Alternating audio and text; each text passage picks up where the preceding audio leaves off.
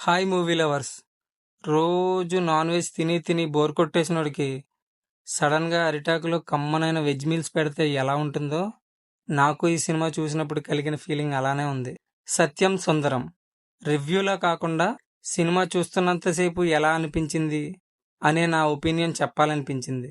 Movie start అయిన కొంతసేపు ఏంట్రా ఇది ఇలా ఉంది, దెబ్బేసింది అనుకున్నా.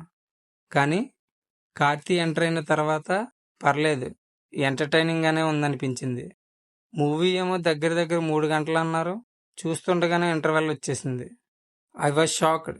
స్టార్ట్ అయ్యి 1 hour 20 minutes అయిపోయిందా, అరే బాగుందే అనుకున్నా. సెకండ్ హాఫ్ స్టార్ట్ అయింది, సేమ్ స్కేల్లోనే మూవీ వెళుతుంది. నవ్వుతున్నాను, కొంచెం ఎమోషనల్ అవుతున్నాను. నేను నిజంగానే సినిమా చూస్తున్నానా లేక ఏదైనా నవల చదువుతుంటే కళ్ళ ముందు జరుగుతుందా అనే ఫీలింగ్ వచ్చింది. అరవింద స్వామి, కార్తీ వీళ్ళెవ్వరూ కనిపించట్లేదు. నిజ జీవిత పాత్రలే కళ్ళ ముందు మెదులుతున్నట్లుగా ఉంది. మొత్తానికి సినిమా కంప్లీట్ అయింది. థియేటర్ నుండి బయటకు వస్తున్నప్పుడు ఏదో తెలియని హాయి. ఒక ఫైట్ లేదు, ఒక డ్యాన్స్ సాంగ్ లేదు, అమ్మ బాబాయ్ అనే ట్విస్ట్ లేదు. కానీ చాలా బాగుంది.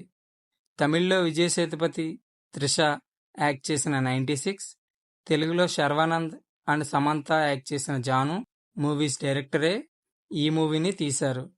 గుర్తుపెట్టుకోండి, అతని పేరు C Prem Kumar. Karthi pre release ఈవెంట్లో చెప్పినట్టు ఈ స్టోరీ నెరేట్ చేయడం కష్టం, చేసినా నచ్చదు. మెయిన్గా కార్తీ అండ్ అరవింద స్వామి నటించలేదు, జీవించేశారు. Sridivya was good. Karthi garu, love you అండి ఇలాంటి సినిమా ఒప్పుకున్నందుకు. ప్లస్లు మైనస్లు చెప్పదలుచుకోలేదు. Direction, screenplay, music, cinematography was super. ఈ 2 క్యారెక్టర్స్కి ఒక్కసారి కనెక్ట్ అయితే మీకు కొంచెం కూడా బోర్ కొట్టదు.